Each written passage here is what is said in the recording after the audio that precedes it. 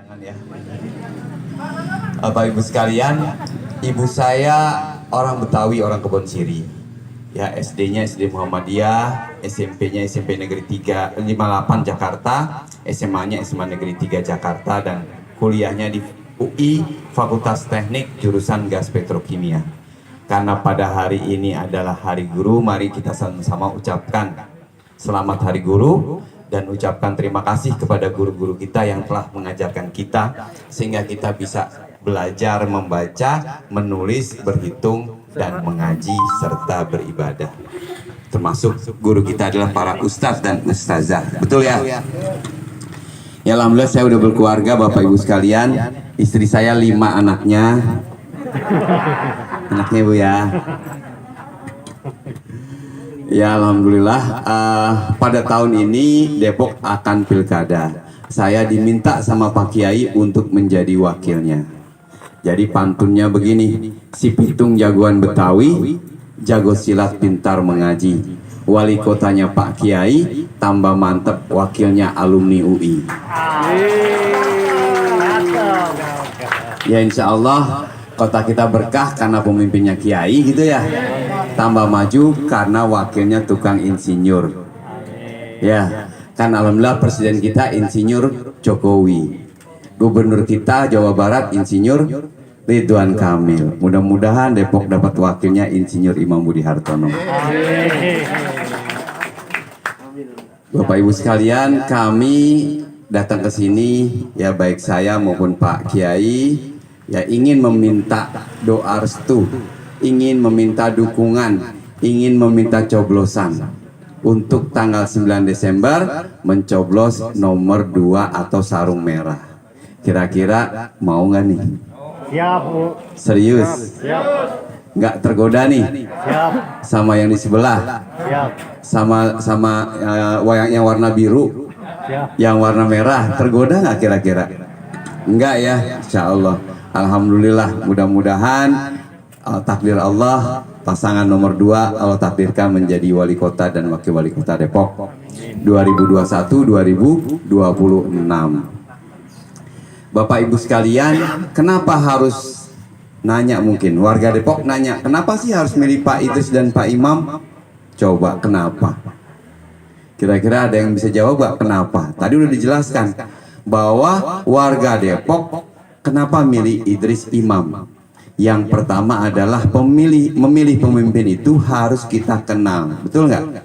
Jangan sampai kita memilih seperti membeli kucing dalam karung. Nggak kenal kita siapa yang dipilih. Jangankan memilih wali kota, memilih RT, memilih RW aja kita juga harus kenal siapa itu jadi RT kita. Ya, jangan-jangan nggak pernah aktif di lingkungan, begitu ya? Jangan-jangan orang baru kita nggak kenal siapa dia, kan gitu.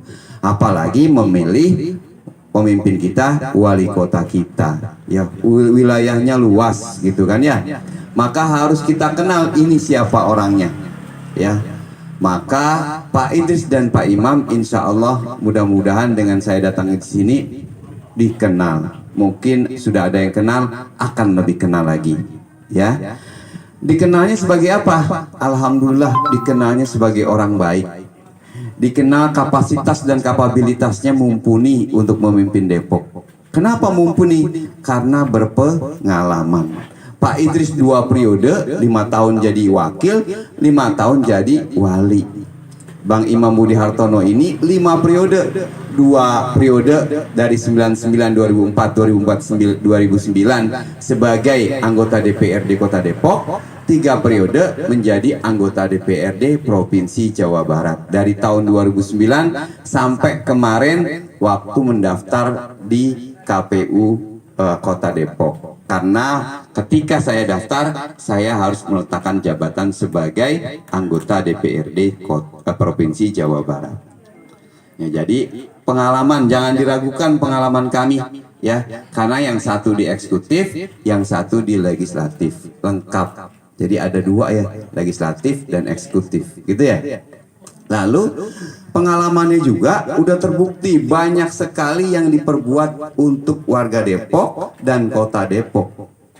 Ya kalau yang ditulis ya program-program keberhasilannya selama 5 tahun bahkan 10 tahun mungkin Pak Kiai banyak. Saya juga begitu. Selama 20 tahun saya menjabat sebagai anggota DPRD sudah banyak yang diperbuat. Contoh kemarin ya, kalau Pak Kiai sih mungkin kalau orang sini yang paling tenar adalah membuat alun-alun di wilayah GDC. Udah pernah ke sana belum? Belum. Nah, kalau belum ke sana ya. Nanti akan melihat alun-alun itu alun-alun terbaik di Indonesia. Kenapa terbaik? Ya kalau Bapak ini ada orang Tasik, ada orang Kebumen, ya. Bapak saya kebetulan orang Kebumen, orang Jawa. Ibu saya tadi orang Betawi. Kebumen, orang Solo dan sebagainya. Kalau punya alun-alun kotanya bandingkan dengan alun-alun yang ada di Kota Depok.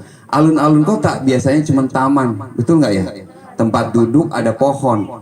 Tapi alun-alun Depok itu luar biasa, Pak. Ya, Ibu. Ada lapangan basketnya, ada tempat bermain anak-anak dan keluarganya, ya. Ada panggung budaya, ada padepokan istilahnya. Buat apa itu? Buat para seniman manggung di situ. Entah itu seni tari, ya seni suara, maupun pencak silat dan lain sebagainya.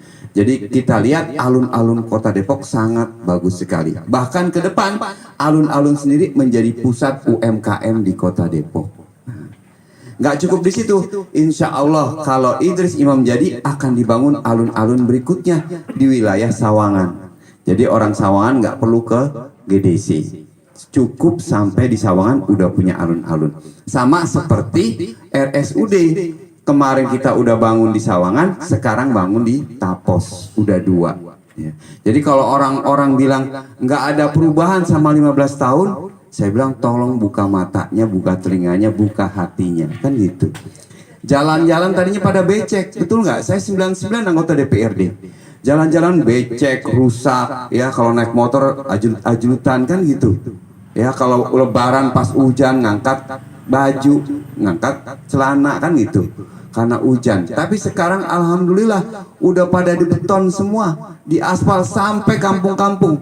Maka tingkat apa namanya stabilitas dari jalan di Kota Depok ini itu udah hampir 98%. Udah hampir semuanya, tinggal dikit yang belum dilakukan perbaikan jalannya. Kalau ada yang rusak, kita lihat itu jalan memang tugasnya Pak Idris atau Pemda Depok, atau itu masih punya pengembang. Contoh kayak GDC, Pak, kan rusak tuh. Ada yang pernah lewat GDC? Rusak tuh. Dari mulai kalau dari arah stasiun Depok Lama ke kiri turunan, nah itu udah mulai rusak sampai perempatan PLN. Setelah itu bagus, ya. Kenapa? Karena itu masih tanggung jawab GDC. Ya nggak berani Pemkot mengeluarkan anggarannya untuk perbaikan punya orang lain, punya GDC. Maka nanti akan kena oleh KPK. Tapi bagian GDC ya, dari perempatan itu sampai pasar Pocong, oh Pucung ya, salah ya. Bu, itu pasar yang paling serem, Bu, namanya pasar Pocong. Dirubah karena serem jadi Pucung gitu. Ya, jadi Bapak Ibu sekalian, kalau dari perempatan sampai pasar Pucung itu udah bagus banget. Kenapa sama-sama GDC kok beda? Karena sudah diserah terimakan dari pemerintah dari GDC ke pemerintah Kota Depok, sehingga diperbaiki dan mulus banget.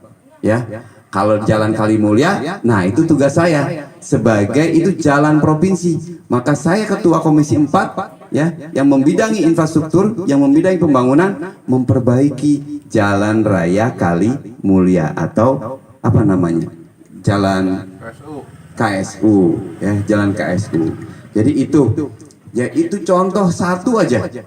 Kalau kita rentetin lagi nggak selesai nih sampai 2 jam 3 jam. Apa yang dilakukan saya, apa yang dilakukan Pak Kiai. Jadi udah berpengalaman, terbukti, teruji membangun Depok, bahkan amanah. Amanah maksudnya apa? Pak Kiai sudah 10 tahun, tapi alhamdulillah nggak ada kasusnya. Bahkan APBD Kota Depok dibilang WTP, wajar tanpa pengecualian. Oleh apa? Oleh lembaga Badan Pemeriksa Keuangan Negara BPK. Bahkan dapat penghargaan dari KPK. Saya juga alhamdulillah atas doa ibu-ibu, bapak-bapak, para ustadz, ustazah selama 20 tahun menjadi pejabat di Kota Depok dan di Provinsi Jawa Barat. Alhamdulillah belum ada kasus terhadap penyimpangan anggaran. Nah, bahkan sekarang ada kasus baru nih Bu, ketangkep Menteri apa ya? KKP ya, dari partai yang di sebelah ketangkep oleh KPK, ketangkep tangan. Dan di Provinsi Jawa Barat ternyata ada juga Pak, satu orang Pak ketangkep juga ya, korupsi juga.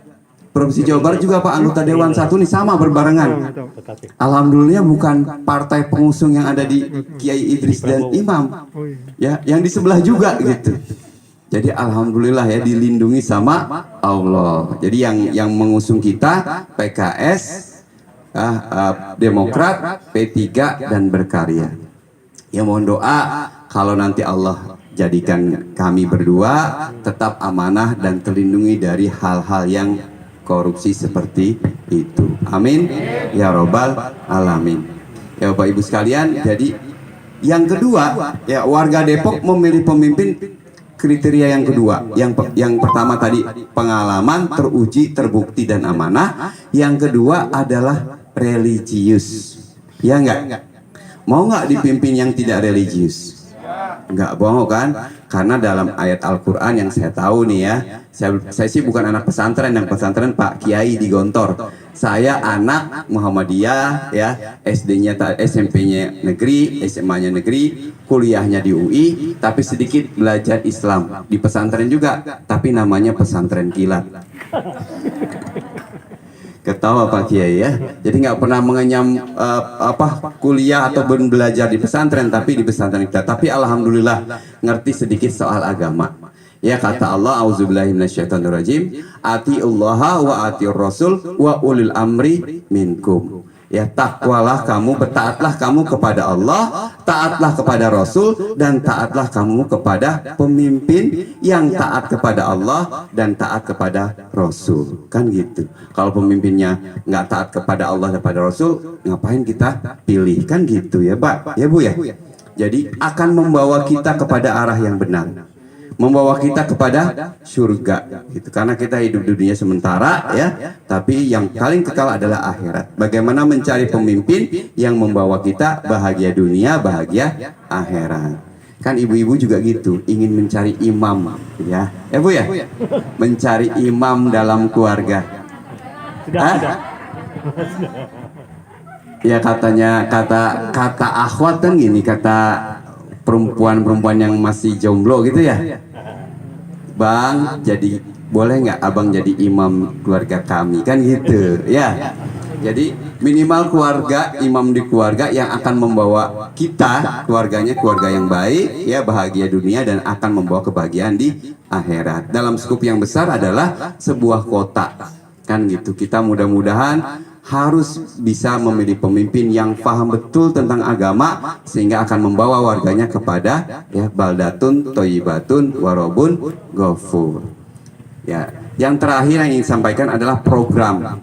Mungkin Bapak Ibu sekalian sudah melihat ya, ketika orang sudah melihat kapasitas, kapabilitas, pengalaman teruji, terbukti dan religius, orang melihat kira-kira program yang mau ditawarkan apa, kan gitu ya.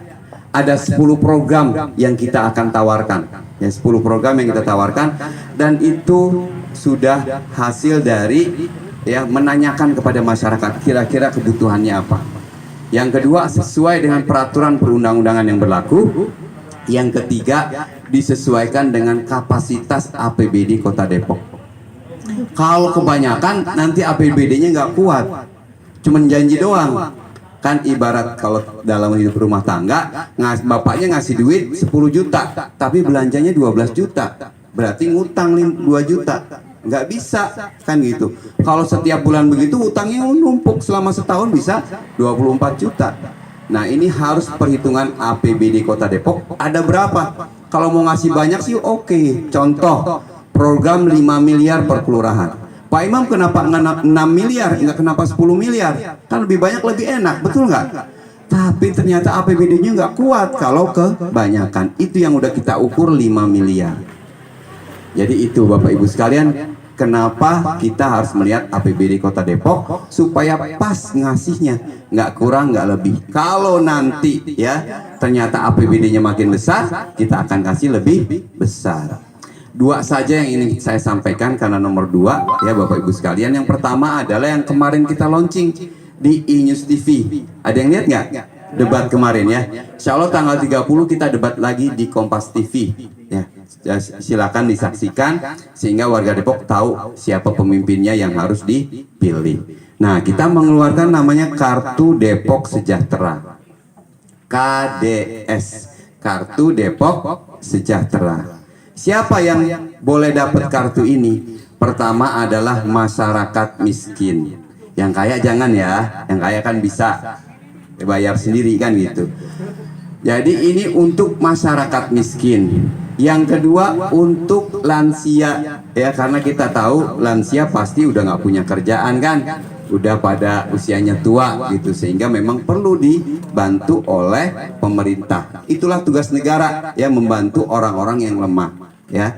Yang ketiga yang mendapatkan kartu ini adalah disabilitas ya, mohon maaf seperti Mbak Siva atau Bang Arif ya, yang Bang Irfan, udah ganti namanya ya.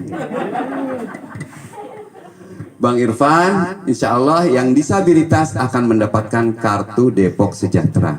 Fungsinya apa? Ada 7 fungsi dari kartu ini. Salah satunya adalah ya BPJS gratis atau pelayanan kesehatan gratis. Jadi kalau udah dapat kartu ini, kalau sudah dapat kartu ini, maka warga Depok cukup membawa kartu ini untuk berobat. Ke puskesmas bisa, ke rumah sakit bisa ya, ke RSUD bisa. Jadi semuanya bisa karena nanti ada nomor BPJS-nya di sini yang dilingkan ke BPJS. Karena satu-satunya yang boleh pakai kartu ke rumah sakit adalah BPJS. Sesuai dengan Undang-Undang Jaminan Kesehatan Nasional. Nggak boleh kalau nggak pakai BPJS, maka harus ini. Artinya apa? BPJS nanti dibayarin sama pemerintah. Itu kemarin saja di Provinsi Jawa Barat melalui kita anggota DPRD Dapil Kota Depok Kota Bekasi itu memberikan 70 miliar buat warga yang nggak mampu bayar BPJS, yang ngutang karena kondisi lagi COVID maka nggak bayar BPJS. Jangankan buat bayar BPJS, buat makan aja susah, betul ya? Betul Bu? Betul. Jadi kartu ini juga yang kedua berfungsi untuk santunan kematian. Mau? Ada yang mau Ibu? Hah? Nggak mau mati? Kita kan camat, calon mati, pasti akan mati. Buat apa? Buat penguburan, buat tahlilan. Kan dulu pernah zamannya Nur Mahmudiyah, santunan kematian. Insya Allah. Terus yang ketiga dapat apa? Bansos. Ya bansos sekarang kan yang dapat, yang mati dapat, yang hidup enggak. Betul ya? Nyasar gitu. Cari-cari udah nggak ada orangnya. Yang kaya dapat, yang miskin enggak. Betul ya? Betul Bu? Oh, Ibu nggak dapat berarti ini. Ya. Jadi mudah-mudahan dengan kartu ini sebagai satu data siapa yang berhak mendapat bansos. Ya, inilah yang sudah didata. Pak Imam gimana cara dapatnya? Pertama adalah menangkan dulu nomor 2, kan gitu ya. Ya kalau nggak menang nomor 2 pasti nggak bakalan direalisasikan kan gitu ya Pak. Iya, coblos nomor 2 di tanggal 9 Desember. Yang kedua adalah sekarang sudah ada data ya di pemerintah Kota Depok. Tapi kan datanya sama seperti yang saya katakan tadi, belum terupdate. Maka RT RW silakan mengupdate datanya, nanti kita berikan ini. Ngerti ya Bu ya? Pak, insya Allah ya, ngerti. Jadi insya Allah ini kartu Depok Sejahtera. Mudah-mudahan bisa menjadi jalan keluar bagi warga Depok dalam menghadapi COVID-19. Yang berikutnya adalah yang kedua yang ingin disampaikan sebagai selain dari kartu ini adalah jurus sukses bersama Idris Imam. Jadi kalau yang nggak dapat kartu ini jangan sedih. Kenapa? Berarti kita kaya. Betul? Kan tangan di atas lebih baik daripada tangan di bawah. Betul Ustaz ya? Ustaz saya? Jadi jangan sedih, justru senang karena kita dianggap kaya. Ya. Yang kedua, yang kita kalau kita orang kaya ataupun orang yang ingin maju, ya, kita punya namanya jurus sukses Idris Imam. Apa tuh? Ya, adalah 5.000 pengusaha baru dan 1.000 perempuan pengusaha. Nah, itu jurus suksesnya. Ada yang mau dagang? Nggak ada ya? Kalau nggak ada, nggak saya jelasin. Mau ya? Jadi kalau mau dagang atau udah berdagang, kita naikkan kelasnya. Ya, dari kelas kampung ke kelas kecamatan, kelas Depok, kelas nasional, kelas internasional. Kita naikin. Kenapa bisa begitu, Bang Imam? Bisa karena kita nanti sudah launching namanya Jawara, Jaringan Wirausaha. Ya, Jawara bukan yang main itu tuh yang main pencaksilat bukan, tapi singkat aja. Jaringan Wirausaha, ya. Jaringan Wirausaha apa saja, ya, nanti ibu-ibu yang kita bisa berikan pembekalan untuk bisa menjadi pengusaha. Yang pertama adalah, ya, kita akan beri pelatihan, ya, pelatihan ataupun pendidikan bagi warga Depok yang mau usaha. Kalau udah ada yang dilihat, Pak Imam, saya pengen jadi pengen jadi tukang servis handphone misalkan. Pak Imam, saya ingin jadi dagang kuliner. Kuliner apa? Pecel lele dan seterusnya.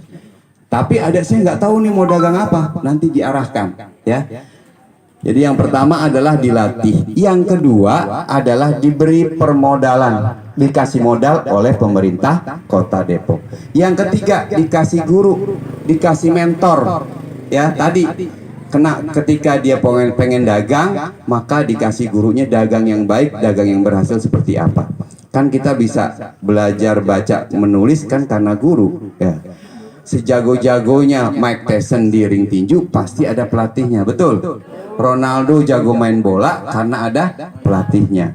Nah, kita menjadi sukses di bidang perdagangan karena akan ada pelatihnya, orang sukses yang sudah berdagang sukses. Gitu ya, Bu, ya. Apa contohnya? Kita pengen buat kemasan yang bagus, diajarin. Kita pengen buat logo yang bagus, diajarin. Kita pengen buat perizinan, dianterin. Kan gitu ya, dikasih tahu caranya, ya. Kita pengen marketingnya kurang bagus, dikasih tahu marketing yang bagus gimana. Tadi jejaringnya belum bisa online, diajarin online. Alhamdulillah Depok sudah banyak produk-produk Depok yang diekspor baik ke Eropa, ke Amerika, ke Asia. Apa saja? Ya kalau kita yang lihat ini sekarang ikan hias, sawangan itu sudah diekspor ke Eropa. Ikan cupang diekspor ke Amerika. Ikan gapi diekspor ke Thailand. Itu banyak banget. Teman saya pengusaha ikan cupang, ya, setiap 1 bulan itu jualan ikan cupang kemana? Ke Aceh 2.000 ekor. Ya, kalau teman saya satu lagi menjual ikan cupang itu ke Amerika. Harganya berapa? $35 1 ekor. Coba $35 kali 14.000 aja. Itu hampir 1 ekornya 500.000. Untung banyak itu, Bu. Padahal ikan cupang harganya berapa sih? Paling mahal 100.000 mungkin gitu ya. Digoreng juga nggak kenyangan gitu ya, Bu, ya. Tapi ternyata mahal gitu di sana. Ya, insya Allah. Ya Bapak Ibu sekalian, ikan gapi juga gitu, panennya 2 pekan sekali. Kalau kita pengen usaha ikan gapi itu nanti ada mentornya. Kalau tahu hebel ya, buat bangun rumah itu cukup 8 biji, 2 bikin kotak 2 dikasih plastik, taruh plastik, nanti bibitnya dari mana? Dan mentornya itu ngasih bibit. Kita tinggal kasih makan apa tuh, encu atau kutu air. Tahu kutu air ya? Ditaruh, dikasih makan, nanti 2 pekan itu udah gede, dan dipanen. 1 kolam isinya kurang lebih 1.000. Jadi kalau 2 pekan dapat 1 juta, 1.000 kali 1.000 kan gitu. Harganya 1 ekor Rp1.000. 1.000 kali 1.000 1 juta. Kalau punya 1 kolam, punya 2 kolam 2 juta. Sebulan kalau panen 2 kali 4 juta, lumayan Ustazah, ya. Sebagai daripada di rumah bengong ngeliatin sinetron terus kan gitu ya. Ya main handphone terus, WA-an terus, mendingan sekalian ya nganggur-nganggur kita pelihara ikan gapi. Di Sawangan sudah banyak komunitasnya. Ya, kenapa laku banyak? Karena ternyata dibuat kosmetik. Ya, ini bapak-bapak kalau pengen putih pakai ikan gapi taruh sini. Ibu-ibu pengen awet muda taruh ikan gapi di sini. Ya. Dia diolah dulu, nggak tahu diolahnya seperti apa, sehingga itu bisa mahal harganya. Ya insya Allah. Ya kalau satu lagi yang di Sawangan yang perlu kita ketahui adalah tanaman hias. Ya tanaman hias yang lagi ngetren apa tuh? Janda bolong katanya gitu ya. Benar Bu, jadi tanaman aglonema ya udah diekspor ke Eropa. Iseng-iseng aja, ternyata hasilnya ya jutaan bahkan ratusan juta diekspor dari Depok ke Eropa. Mereka bilang Pak Imam tolong bikinin pasar dong buat ikan hias. Mudah-mudahan seluruh Indonesia akan datang ke Depok melihat ikan cupang, bagaimana melihat ikan hias, gimana caranya dan akan membeli ya. Bermitra antara kita di sini dengan teman-teman se-Indonesia, bahkan orang-orang luar negeri akan datang ke sini. Semakin banyak orang datang ke Depok, maka perputaran ekonomi kita akan semakin bagus. Ekonomi bagus berarti pendapatan asli daerah Depok akan menjadi besar. Bagus, APBD-nya besar, Depoknya mudah-mudahan maju. Kalau tadi hanya untuk masyarakat miskin, buat kaum disabilitas, buat lansia, ke depan kalau APBD Kota Depok besar, maka akan diperuntukkan juga untuk kader-kader posyandu, kader-kader PKK, RT, RW, dan LPM. Ya mudah-mudahan didoain ya, ini bisa berhasil guna. Ibu-ibu, demikian yang bisa saya sampaikan. Kalau nanti ada waktu nggak? Saya jam berapa di tempat yang kedua? Jam 10 ya? Ya, jadi ada waktu 10 menit lah ya. Dua penanya mungkin ya yang bisa nanya ke saya ya. Sekali lagi saya mohon dibukakan pintu maaf yang sebesar-besarnya. Kalau ada jarum yang patah jangan simpan di dalam lemari.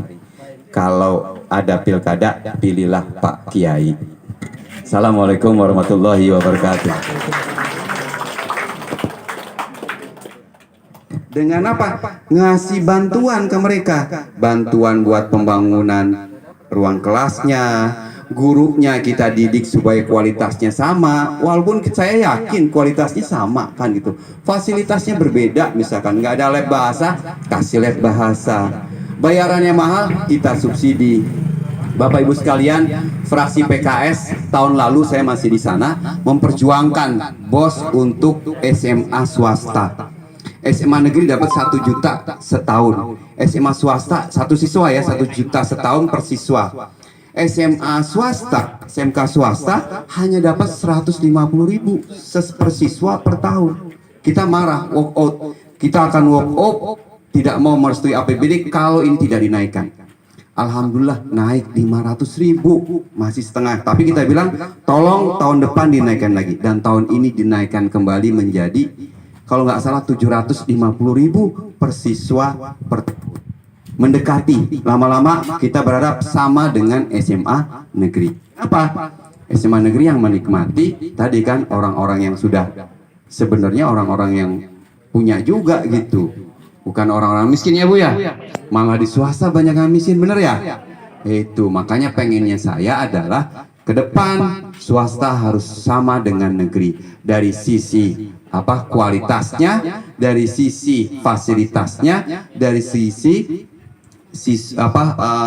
guru-gurunya dan siswa-siswanya yang dihasilkan harusnya sama dengan negeri. Negeri jadi bagus kenapa? Karena yang masuk orang-orang pinter, sisanya ke swasta, betul ya? Alhamdulillah sekarang sudah ada zonasi sehingga yang masuk ke situ bukan orang-orang yang pinter saja yang di negeri kan? Ya, walaupun kita, gara-gara zonasi saya nggak dapat. Tapi salah satu manfaatnya adalah mendistribusikan seluruh siswa-siswi secara baik, ya, ke dalam sekolah-sekolah negeri dan sekolah-sekolah swasta. Jadi jangan minta terus sekolah negeri, kasihan sekolah swasta. Bukan begitu Pak Misbah? Betul. Walaupun sekolah Pak Misbah lebih mahal dari sekolah negeri ya. Tapi banyak yang masuk. Kenapa banyak yang masuk? Karena kualitasnya bagus. Karena ingin jadi seorang tahfiz Quran, yang ditawarkan menjadi lebih bagus, sehingga memang orang mau bayar berapapun bayar. Ya, ada sekolah di Lembang ya. Memang boarding, bayar berapa masuknya? 90 juta. Coba bayangin. Kenapa mau? Yaitu karena pengen anaknya menjadi seorang tahfiz Quran. Selain tahfiz Quran sebagai teknokrat, pinter. Udah pinter agamanya, pinter apa? Pinter dari teknologinya, pinter akademisinya. Jadi itu, memang yang ditawarkan adalah apa ya? Kualitas dari sebuah sekolah. Maka kalau sekolah swastanya berkualitas, ya, maka orang-orang banyak mendaftar di sekolah tersebut. Jadi Bapak Ibu sekalian, kenapa kita tidak terlalu fokus terhadap madrasah negeri? Pertama, bukan kewenangannya. Kedua, khawatir mengganggu dari madrasah swasta, sanawiyah swasta, dan aliyah swasta yang ada di Kota Depok. Kita berikan saja support ke mereka agar anak-anak kita ya bisa belajar di sana. Kira-kira itu ya, tapi tetap kita akan bangunkan kalau ada peluangnya, insya Allah. Apalagi ada UII, tahu ya, Universitas Islam Internasional. Mudah-mudahan kita minta di sana dibangunkan paket madrasah negeri, sanawiyah negeri, dan aliyah negeri. Kan pas tuh UII ngebangun sekolah Islam, sama seperti IKIP Rawamangun membangun lab school. Kan gitu ya Pak ya, Bu ya. Jadi mudah-mudahan doain kami ya atas hal-hal yang ingin kita bangun. Wah, udah kelebihan ya. Assalamualaikum warahmatullahi wabarakatuh.